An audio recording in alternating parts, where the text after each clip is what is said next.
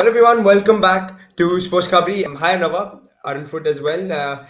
So big news for BFC and Bengaluru FC fans. Simon Grayson has officially departed the club, and the news came in yesterday, which was Saturday morning, and very interesting news because I first of all I think a lot of fans saw it coming on the back of several poor performances. We didn't get the results that we needed this season. We're struggling in the ISL. We're ninth, and it's just not been the best of starts to the season. Something that happened last year as well. And I'd come to you firstly, Arno. Were you expecting Simon to leave on the back of those performances? Hello, Rahul, and hello to everyone who's watching this pod from us. After that 0-4 against Mumbai City, I think it was inevitable to happen. I think we've been talking for it for a while. We even thought that maybe in the summer, a change of coach might have helped BFC. But again, one cannot forget the success that Simon Grayson had last season, winning the Durand Cup, getting to the final of the ISL, getting to the final of the Super Cup. So that's, for BFC, even for BFC standards, that's good, very good. But if you see the team, if you see, the lack of progression, I would say, the way BFC was playing, it was not BFC like. It's like the same we would say most probably about Goa and Mumbai City, who take a wait and watch approach and then play a different kind of football, which wouldn't suit them. And here that was the matter. You brought in some good reinforcements in the summer. Ryan Williams, whenever he's played, has been good. He's been picking up before the injury. Damjanovic, a solid defender who's shown at other ISL teams what he can do. Holicharan has needed his time. He was injured. Rohit Danu as well. So you've had these players over there, right? Suresh, Rohit playing regular national team. Sivasakti fell dramatically off after the end of the season, and he's not really gotten him back to that form that was one of the reasons why BFC really got into the ISL finals. And then with Sunil also not being as sharp as he has been in the past. So all of these factors then come in, and then disappointing matches, disappointing losses. And I think the final straw was this 0-4 against Mumbai City FC, which could have ended in an even higher loss. One has to be honest about that. If it could have gone to 6, 7, or 8. And that is not BFC like. I said, let's just go back a year. Simon Grayson comes in. BFC have not had the best of seasons. What was the expectation, you think, from the coach when he just entered the club? I think a manager like Simon Grayson brings a lot of experience, a lot of knowledge. But the question is, does he fit into the philosophy and the style of BFC? And that would have been my question. And 1.5 years later, I would say most probably no. If you think that you brought Albert Roca back as a technical advisor, you had a lot of upheaval towards the end of last year. Mandar Tamane leaving, Darren Caldera installed as head of football. A lot of changes for the club. And again, on the field, it was successful in regard to results. And results is amongst the most important things in football.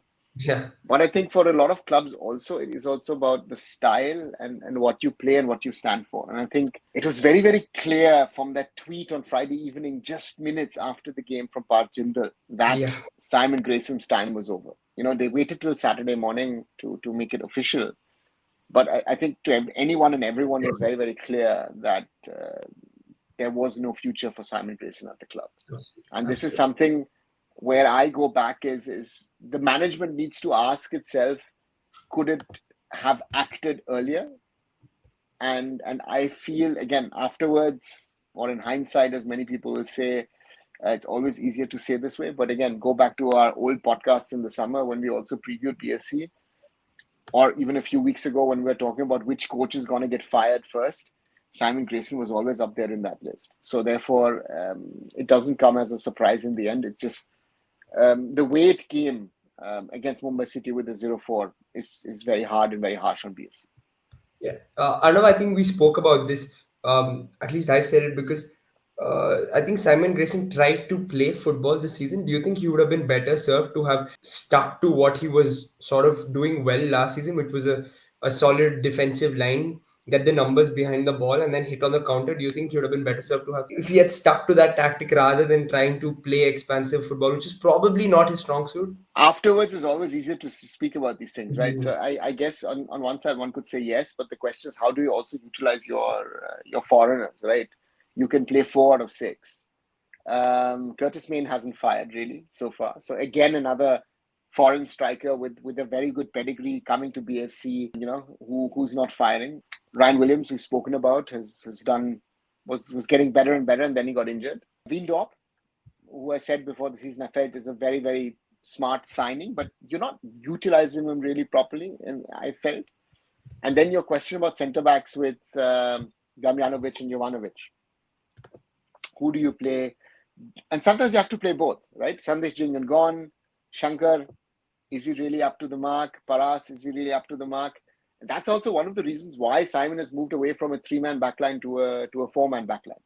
Right. Jessel Canero has been in and out as well. I thought was a very good signing. Has played well the last few years in Kerala Blasters. But somehow or the other, Rohit Kumar had a very strong second half of last season, right? Rohit Yeah. Kumar seems to be a shadow of himself at the moment, sadly.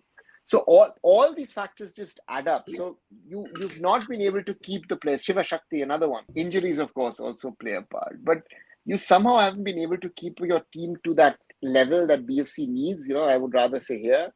And the team has sort of been dropping, and you can't even get it to a normal level to say, listen, we're at least sure to qualify for the top 6.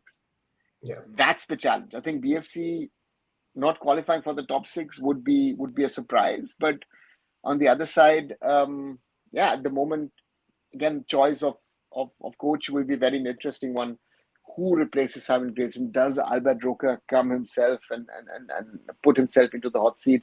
Or does he stay in the boardroom and say, listen, I'm going to bring in someone Spanish with maybe a BFC background? Will be very interesting to see. Yeah.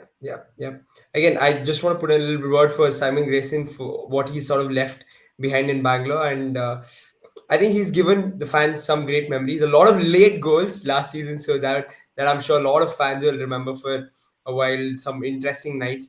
Of course, the games against Mumbai were probably amongst the best that BFC has seen at the Candid. So that I think sort of will live on in memory when we think about Simon Grayson, the 3 finals in a season, never done it. So that's another thing that he's sort of left behind. But I think most importantly, lovely guy and spoke well, and he said he's left a message for the fans, and it sort of shows the person that he was.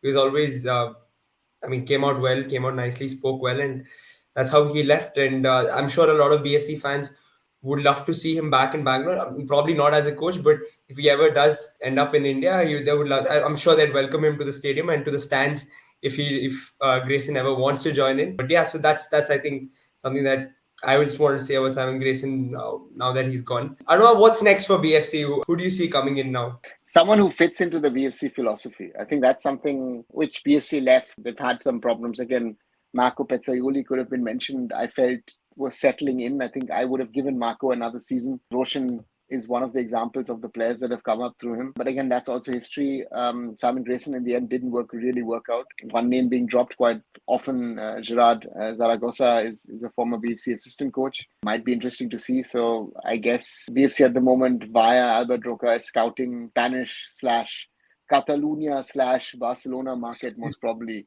To try and find someone suitable to BFC who hopefully can get the best out of this team, because this team has a lot of potential and it's not really playing to its potential. Yeah. Okay. So that I think that's the hope. I think we're sort of looking forward to that Spanish style coach, nice and sort of neat on the ball, keep the ball and move it along the ground, and hopefully we get that and things change at Kandirwa. The interesting part in all of this is weirdly, despite the poor start, PSC are still very very close to the top 6 because of how teams have sort of performed around them, and it's going to be interesting to see what happens from now. And yeah, BFC fans, we're hoping for the best. Again, thanks Arunava for this short chat on Simon Grayson's departure. And yeah, please let us know what you guys think about Simon Grayson's spell at Bengaluru and who BFC's next potential coach could be. Again, please like and share these videos, subscribe to the channels SportsKhabri and Arunfoot, and we'll be back with more content soon. Thanks everyone. Thanks Arunava. Thanks, Rahul, and like, share, and subscribe as always.